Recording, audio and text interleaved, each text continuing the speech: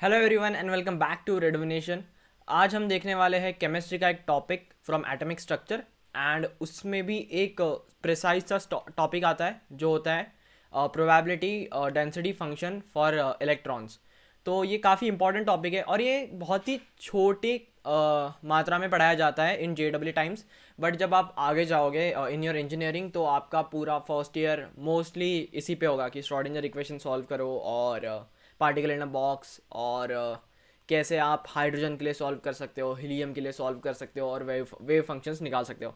तो आज मोस्टली हम जो चीज़ें पढ़ेंगे वो होगा कि वेव फंक्शन क्या होता है, क्वांटम मैकेनिक्स में क्या अजम्पशंस थे, और उसके बाद हम वेव फंक्शन को यूज़ करके इलेक्ट्रॉन की प्रोबेबिलिटी हम कैसे निकाल सकते हैं या उसको हम कैसे समझते हैं।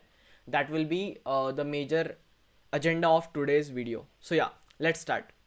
ओके, तो सबसे पहले हम डिफरेंस जानते हैं कि जो हमारा classical idea of an atom था और उसके बाद जो हमारा quantum mechanical idea of an atom था, इन दोनों में क्या फ़र्क है, क्या चेंज है। तो जो क्लासिकल आइडिया था वो मोस्टली जो लोग फॉलो करते हैं दैट वाज बोर्स आइडिया, जिसमें बीच में एक न्यूक्लियस होता है एंड उसके अराउंड इलेक्ट्रॉन्स रोटेट करते हैं और उनका एक फिक्स्ड एनर्जी होता है और उसको हम कहते हैं एक ऑर्बिट। कि एक ऑर्बिट में इलेक्ट्रॉन एक एनर्जी रखेगा और वो वहीं पे गोल गोल घूमेगा। दैट्स वाई मैक्सवेल का जो थियरी था कि इलेक्ट्रॉन गोल गोल घूम के और फाइनली वो न्यूक्लियस के साथ कोलाइड कर जाना चाहिए, वो ट्रू नहीं पाया गया था। क्यों? क्योंकि बोर ने कहा था कि इलेक्ट्रॉन जो है वो एक फिक्स्ड एनर्जी ऑर्बिट में ही घूमता है, वो वहाँ से बाहर नहीं जाता और जब बाहर जाएगा तभी वो एनर्जी डिसिपेट करेगा। अब यहाँ से आए हमारे डी ब्रॉगली सर, जिनका असली नाम का pronunciation I guess de Broglie नहीं है, डी ब्रॉय होता है, ये हमको इंजीनियरिंग में बताया था। तो हाँ, तो डी ब्रॉय है या डी ब्रॉगली है और उन्होंने बताया कि इलेक्ट्रॉन जो है वो ड्यूअल नेचर बताता है। तो वो मतलब इलेक्ट्रॉन ही नहीं, मैटर ही ड्यूअल नेचर बताता है। तो it can act as a wave as well as a particle या एज अ मैटर। तो उसके बाद फिर पूरा पैराडिम शिफ्ट हो गया। उसके बाद फिर आए हमारे श्रोडिंगर सर जी, इन्होंने कहा कि ठीक है, जो डी ब्रॉगली का हाइपोथेसिस था इसको मैं लेता हूँ, और फिर उन्होंने बनाया एक इक्वेशन जिसको हम कहते हैं श्रोडिंगर इक्वेशन, और उसको यूज़ करके उन्होंने हाइड्रोजन एटम के लिए वो सॉल्व किया। जो भी इक्वेशन है वो हम आगे पढ़ेंगे। और उसके बाद उनको कुछ वेव फंक्शंस मिले और उसके बाद उन्होंने ये प्रेडिक्ट किया कि इलेक्ट्रॉन जो है वो ऐसे किसी कन्फाइंड स्पेस में नहीं होता या कन्फाइंड जगह पे नहीं होता है। आप अनसर्टेनिटी प्रिंसिपल भी यूज़ कर सकते हो। तो उससे आपको पता चलेगा कि इलेक्ट्रॉन की हम बस प्रोबेबिलिटी बता सकते हैं कि इलेक्ट्रॉन कहाँ पे होगा। इलेक्ट्रॉन इस रीजन में होने की प्रोबेबिलिटी ज़्यादा है, इस रीजन में होने की प्रोबेबिलिटी कम है। तो उसके बाद ये पूरा कंसेप्ट ही बदल गया कि राउंड राउंड घूमता है, न्यूक्लियस होता है और फिक्स्ड ऑर्बिट में घूमता है।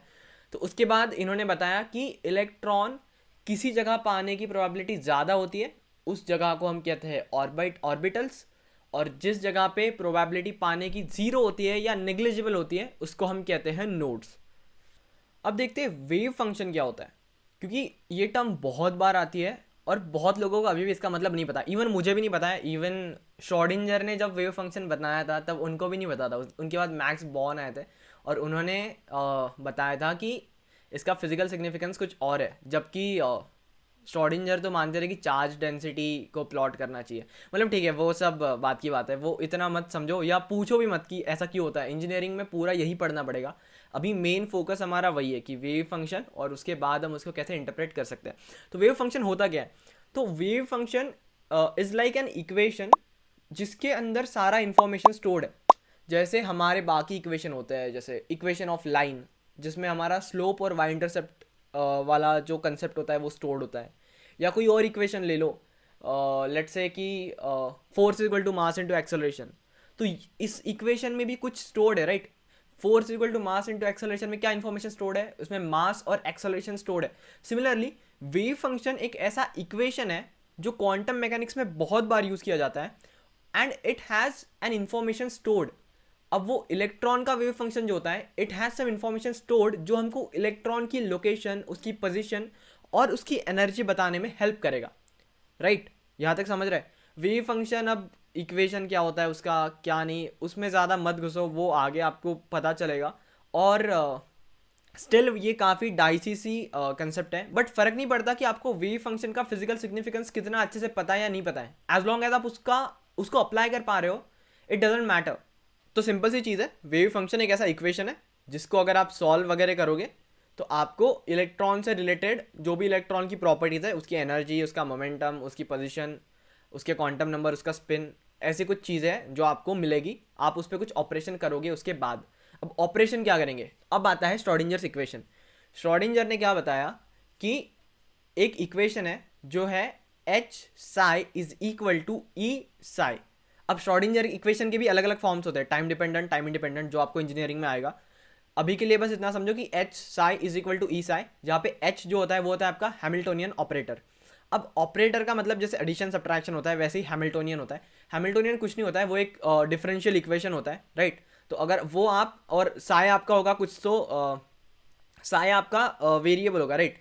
तो H psi is equal to E psi, इसको सॉल्व करने पे आपको साई की वैल्यू मिलेगी, और साई जो होगा वही होगा आपका वेव फंक्शन इलेक्ट्रॉन का, ओके। और अब वेव फंक्शन जो होते हैं वो भी अलग अलग होते हैं, जैसे H psi is equal to E psi, right. तो जो आपका ई है ना, इट्स एनर्जी स्टेट, तो हर एक अलग अलग एनर्जी स्टेट के लिए आपका एक अलग अलग साई होगा, ओके। अब देखते हैं प्रॉपर्टीज ऑफ वेव फंक्शन। तो वेव फंक्शन क्वांटम मैकेनिक्स में कुछ प्रॉपर्टीज बताती है, और वो प्रॉपर्टीज जानना बहुत इंपॉर्टेंट है, क्योंकि सवाल सीधा आ सकता है इससे जेई मेन में या एडवांस में भी, कि बताओ कि इनमें से कौन कौन से वेव फंक्शन हो सकते हैं, कौन कौन से नहीं हो सकते। पहली property, wave function is always continuous. दूसरी property, the differentiation of wave function is also continuous. तीसरी property, wave function should have a finite value. Fourth property, it should be single valued, okay. चलो अब finally आते हैं जिस चीज़ को हमें exactly पढ़ना था उस पर। तो प्रोबेबिलिटी हम कैसे निकालते हैं, तो पाया गया था कि आपका जो साई है उससे फ़र्क नहीं पड़ता अगर आप मॉड ऑफ साई का स्क्वायर करो। अगर आप मॉड साई का स्क्वायर करो तो वो आपको देता है प्रोबेबिलिटी डेंसिटी, ठीक है, प्रोबेबिलिटी डेंसिटी, ओके। अब प्रोबेबिलिटी डेंसिटी का मतलब समझते हैं। तो देखो क्या होता है कि आप डेंसिटी डिफाइन करते हो, तो डेंसिटी क्या होती है आपकी, मास अपॉन वॉल्यूम, राइट। तो यहाँ पे भी ऑलमोस्ट सेम ही कंसेप्ट है कि किसी कन्फाइंड वॉल्यूम में इलेक्ट्रॉन पाने की प्रोबेबिलिटी क्या है, वो होगी आपकी प्रोबेबिलिटी डेंसिटी, ओके। तो लेट्स से कि आपका जो मॉड साई का स्क्वायर है वो है आपका प्रोबेबिलिटी डेंसिटी, ठीक है। तो मैं इससे प्रोबेबिलिटी निकाल सकता हूँ ना। अगर मुझे किसी ने बोला कि भाई मुझे प्रोबेबिलिटी बताओ कि क्या है किसी एक वॉल्यूम में, राइट, कि probability of finding an electron in this volume is what, तो मैं क्या करूँगा, मैं लूँगा प्रोबेबिलिटी डेंसिटी और उसको मल्टीप्लाई कर दूंगा वॉल्यूम से, राइट। तो मुझे उस वॉल्यूम के लिए उस कन्फाइंड वॉल्यूम में इलेक्ट्रॉन पाने की प्रोबेबिलिटी कितनी है वो मिल जाएगा, राइट। तो ये कंसेप्ट होता है इसमें। देखो अब देखते हैं probability density function for 1s orbital, ठीक है। तो हो क्या रहा है यहाँ पे, देखो यहाँ पे आपका जो वाई एक्सिस है वहाँ पे आपने प्लॉट किया है मॉड ऑफ साई स्क्वायर, और आपने एक्स एक्सिस पे प्लॉट किया है डिस्टेंस फ्रॉम द न्यूक्लियस, ठीक है। तो डिस्टेंस न्यूक्लियस से आप जैसे जैसे दूर जा रहे हो आपने उसको प्लॉट किया है ऑन द एक्स एक्सिस। अब आप अगर यहाँ पे देखोगे तो आपका R is equal to zero, मतलब न्यूक्लियस के पास आपका जो प्रोबेबिलिटी डेंसिटी है वो जीरो है, मतलब न्यूक्लियस के पास आपको इलेक्ट्रॉन मिलने की प्रोबेबिलिटी क्या है, जीरो है, ठीक है। फिर आप जैसे जैसे आगे आगे बढ़ते जाओगे आपकी प्रोबेबिलिटी इलेक्ट्रॉन मिलने की सबसे मतलब ज़्यादा होती जा रही है, और फिर एक पॉइंट आएगा यहाँ पे जहाँ पे आपकी प्रोबेबिलिटी मैक्सिमम हो जाएगी, राइट, प्रोबेबिलिटी मैक्सिमम हो जाएगी। तो इस पॉइंट पे इलेक्ट्रॉन मिलने की प्रोबेबिलिटी सबसे ज़्यादा है, ओके। अब वापस आपकी इलेक्ट्रॉन मिलने की प्रोबेबिलिटी कम होती जाएगी और इन्फिनिट जब आप जाओगे, मतलब सबसे दूर जाओगे न्यूक्लियस से, तो आपकी प्रोबेबिलिटी जीरो हो जाएगी, ओके। अब इसको समझते हैं कि हर बार ऐसा नहीं होगा कि इसी पॉइंट पे आपको प्रोबेबिलिटी मिलेगी मैक्सिमम। ऐसा हो सकता है कि नेक्स्ट टाइम आप जब एक्सपेरिमेंट करो तो आपको इस रीजन में प्रोबेबिलिटी ज़्यादा मिलेगी, फिर आप नेक्स्ट टाइम वापस एक्सपेरिमेंट करो आपको इस रीजन में मिलेगी, इस रीजन में मिलेगी, इस रीजन में मिलेगी।